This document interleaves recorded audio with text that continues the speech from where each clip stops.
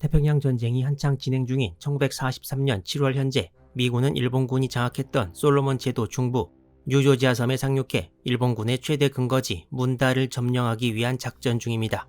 일본군은 뉴조지아 북쪽 콜롬반가라 섬도 장악하고 있었는데 뉴조지아와 콜롬반가라 사이의 쿨라만을 통해 7월 초에 계속 병력 증원을 실시했고 이 와중에 미일 해군 사이에 몇 차례 해전이 일어나기도 했습니다. 따라서 일본군은 콜롬반가라의 전력을 보호하면서도 뉴조지아로의 증원을 수행할 수 있었습니다.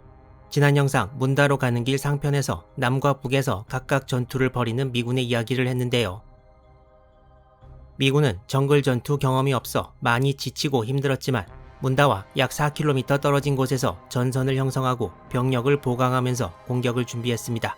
이때까지만 해도 일본군은 야간의 미군 진지에 대한 기습 공격 이외에는 수비만 했는데 일본군은 문다 지역의 주력이었던 육군 38사단 229연대에 추가로 콜롬반가라에서 육군 제6사단 13년대 병력이 문다 지역에 도착한 상황이었고 뉴조지아 지역 방어를 책임지는 일본군 남동지대장 사사키 미노루 소장은 수비만 한다면 결국 계속 밀려오는 미군에 패할 수밖에 없고 공격만이 미군을 물리칠 수 있다는 결론을 내리고 반격 작전을 준비합니다. 일본군의 작전은 기본적으로 13년대 병력 중 일부를 동원해 해안 쪽이 아닌 내륙 쪽으로 미군 전선의 오른쪽을 지나 후방까지 진출하고 거기서부터 미군을 공격해 혼란에 빠뜨리고 섬멸한다는 것이었습니다. 이 사이에 미군을 상대해 수비를 맡고 있던 229연대는 계속 미군을 견제하게 되어 있었습니다. 이에 따라 일본 6사단 13년대 2개대대 병력은 미군이 지휘부를 교체하면서 정비하고 있던 7월 14일 밤부터 내륙을 통과해 미군 전선 우측으로 전진을 시작했습니다. 이 지도는 당시 일본군의 반격 상황을 나타내고 있는데 문다 지역 북쪽에 있던 6사단 13년대 중 2개대대 병력이 미군 쪽으로 이동을 시작했고 38사단 229연대는 미군에 맞서 수비를 하면서 전선을 지키는 상황이 나와 있습니다. 미군 수비는 해안 쪽이 43사단 172연대, 내륙 쪽이 같은 사단 169연대였고 이때 랜도바에서 온 103연대 3대대 등 추가 병력도 이 지역에 속속 도착하고 있었습니다. 일본군 13년대가 전진하는 루트는 지도는 하얗지만 완전히 밀림 속으로 미군뿐만 아니라 일본군에도 이곳을 통과하는 것은 매우 힘들었습니다. 이때 미군은 해안 쪽과는 다르게 내륙 쪽 끝부분 전선은 거의 뚫려 있다시피 했는데 미군 정찰병들이 7월 17일 오후 이 지역에서 이동하는 250에서 300명의 일본군을 발견했습니다. 일본군은 미군이 모르는 사이 기습을 할 계획이었지만 이건 이미 들통나버렸고 미군은 자세히는 알 수 없었지만 일본군이 공세를 취한다는 것을 간파했습니다. 일본군 공세가 시작된 것 이외에 미군 지휘부는 현재 상황이 썩 좋지 않다는 것도 알고 있었는데요. 일본군이 들어오는 오른쪽 측면 전선이 너무 약했고 처음 상륙한 후방에 자나나로부터 오는 보급로도 일부 거점만 빼고 전혀 수비가 안 되었고 해안부터 내륙도 도로가 잘 안 되어 있어 신속하게 지원 병력을 전투 지역에 보내기 어려웠습니다. 따라서 일본 13년대 병력이 미군 방어선을 우회하는 데 성공하고 229연대가 앞에서 공격한다면 잘못하면 전선을 지키는 미군 부대가 포위당할 가능성도 있었습니다.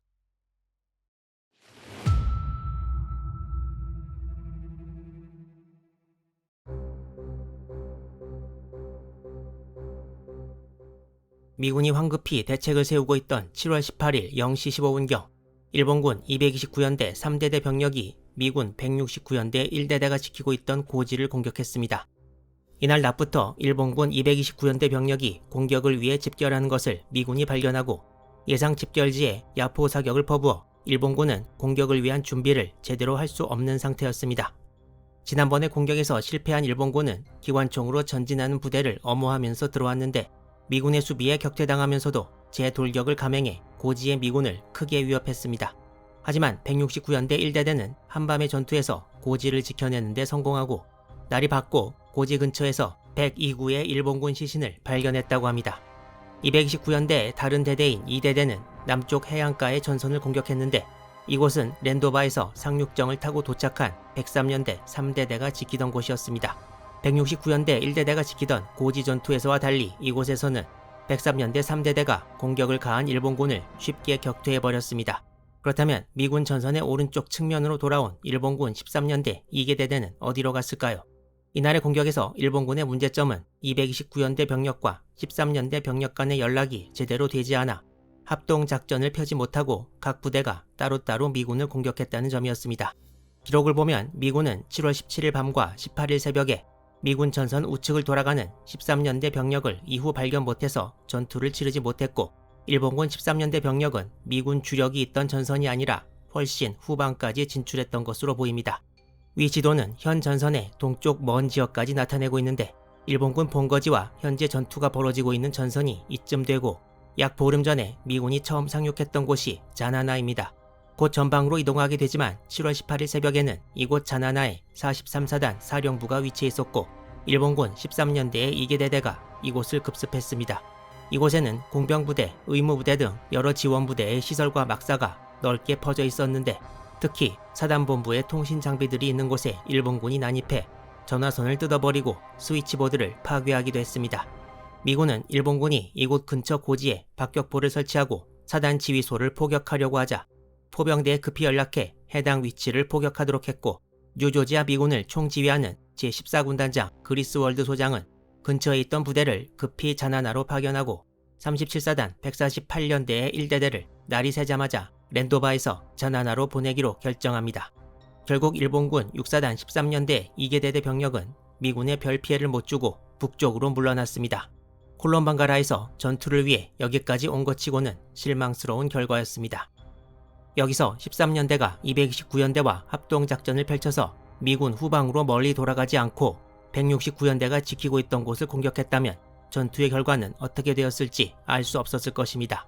이렇게 7월 18일 새벽에 뉴조지아 전투 최초의 일본군 대공세는 실패로 끝나고 말았습니다. 일본 기록에는 이 7월 18일의 공세에 대해서는 이렇다 할 언급을 찾아보기 힘듭니다. 그리고 지금까지 살펴본 뉴조지아 남쪽에서의 일본군의 공세가 실패로 끝나고 나서 바이로코 에노가이를 중심으로 한 뉴조지아 북쪽 해안에서도 미일 양군의 움직임이 있었습니다.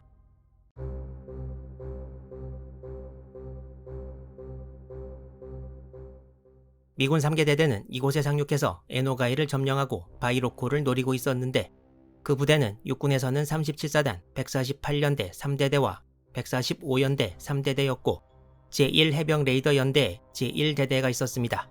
여기서 레이더라는 호칭이 좀 혼동될 수 있는데요.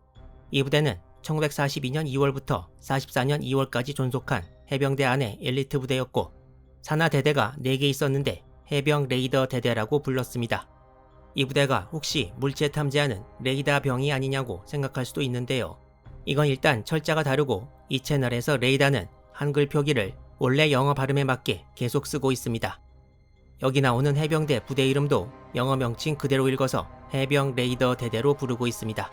랜도바의 제14군 사령부를 둔 그리스월드 소장은 이곳 지휘관 리버세지 대령에게 매일 북쪽 지역의 전황 보고서를 제출하도록 했으나, 이유는 알 수 없지만 북쪽 부대가 가진 무전기로 타전해도 랜도바에서 수신이 어려웠던 반면에 거리가 훨씬 더 먼 뉴조지아 섬의 세기 포인트에서는 신호가 잘 잡혔다고 합니다.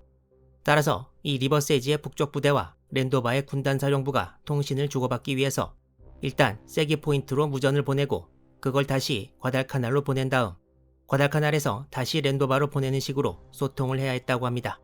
또한 이쪽 지역 미군이 처했던 문제 중 하나로 미군이 점령한 에노가이와 일본군 치하의 바이로코 가운데 지역을 드래곤 반도라고 하는데, 미군은 7월 11일에 에노가이를 점령하고 이 지역을 계속 정찰해왔습니다. 그런데 정찰하게 되어 있는 지역에 깊숙이 가지 않고 미군 진영 주위만 도는 경우도 많았고, 정찰을 해도 관련 정보를 전혀 들고 오지 않는 경우가 대부분이었습니다. 또한 항공 정찰을 통해 들어온 바이로코 일본군 진지 사진도 전혀 없어서 미군은 바이로코의 일본군에 대해 중요한 정보를 거의 입수하지 못했습니다. 바이로코, 드래곤반도, 에노가이 지역을 좀 더 자세히 보면 위와 같습니다. 이 지도는 방위를 약간 수정한 것이고 지도의 윗부분을 북쪽으로 하면 실제는 이 그림과 같습니다. 일본군은 육군 6사단 45연대의 2대대와 13년대의 2대대, 그리고 해군 쿨의 제6특별육전대의 일부가 바이로코에 주둔하고 있었습니다. 이전 영상에서 아마 제가 45연대 3대대라고 한 것 같은데 2대대가 맞습니다. 그리고 미군은 아까 소개해드린 3개 대대 이외에 해병 제4 레이더 대대가 도착했습니다.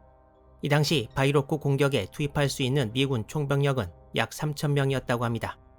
7월 19일 오후 3시 리버세지는 대대장들을 모두 모아 바이로코 공격 명령을 하달합니다. 공격 일시는 다음 날인 7월 20일 오전 8시였습니다. 해병 제1레이더 대대의 일부와 제4레이더 대대가 정면에서 바이로코를 향하고 148년대 3대대는 일본군 진지 우측으로 접근한 것이 주된 공격 계획이었습니다. 그리고 공격 전날인 7월 19일 오후 8시부터 20일 새벽 5시까지 일본 항공기들이 나타나 에노가이를 폭격하고 기총 소사를 했으나 미군 사망자는 없었습니다. 하지만 미군은 공격 전날 밤에 휴식을 거의 취할 수 없었습니다.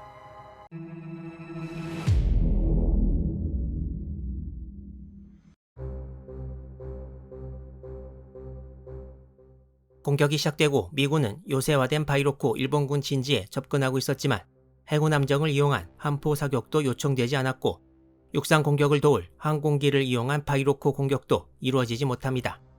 이유는 알 수 없지만 리버세지 대령의 항공기 동원 요청이 과달카날의 공격 전날인 19일에야 도착되어 항공기 출격이 제대로 이루어지지 못했습니다. 이곳의 미군이 지금까지 계속 항공기의 도움을 받고 있었던 것을 볼 때 통신상의 문제로 이 요청이 과달카날에 너무 늦게 들어간 것으로 추측됩니다. 일본군 진지에 대한 야포 공격은 야포가 없어서 실행되지 못했고 당시 보유하고 있던 81mm 박격포 6문은 공격에 참가하지 않았습니다. 오전 10시 15분에 첫 교전이 벌어지고 오후까지 레이더 대대는 전진을 계속했으나 일본군의 94식 90mm 박격포 사격이 시작되면서 미군의 공격은 멈추고 말았습니다. 남쪽 전선에서 탱크가 주로 맡았던 일본군 기관총 진지 파괴를 여기서는 탱크가 없었던 관계로 보병이 전부 맡아서 처리해야 했습니다. 해병대는 60mm 박격포가 있었으나 정글이 워낙 빽빽해 사용할 수 없었고 리버세지 대령은 다시 과달카날에 항공기 지원을 요청했지만 항공기 출격이 전화 한 통화로 바로 실시되는 것은 아니었습니다. 이때 일본 진지 우측으로 접근하던 148년대 3대대도 수비에 막혀있는 상황이었는데 리버세지는 3대대 해병대가 싸우고 있는 곳으로 해지기 전까지 올 수 있냐고 물었지만 이는 시간상 불가능한 요구였습니다. 결국 미군은 그날 공격을 포기하고 오후 5시에 퇴각을 시작해 방어선을 만들게 되었습니다. 하룻밤을 보낸 미군은 차례차례 에노가이로 퇴각을 시작했습니다. 과달카날에서 보낸 미군 항공기들은 이때 도착해 퇴각하는 미군을 엄호했습니다. 배틀 오브 바이로코로 알려진 이 전투에서 선두에 섰던 해병 레이더 병사들은 46명이 전사하고 161명이 부상을 입는 큰 피해를 보았습니다. 미군의 바이로코 2차 공격은 8월이 되어서야 다시 시작됩니다.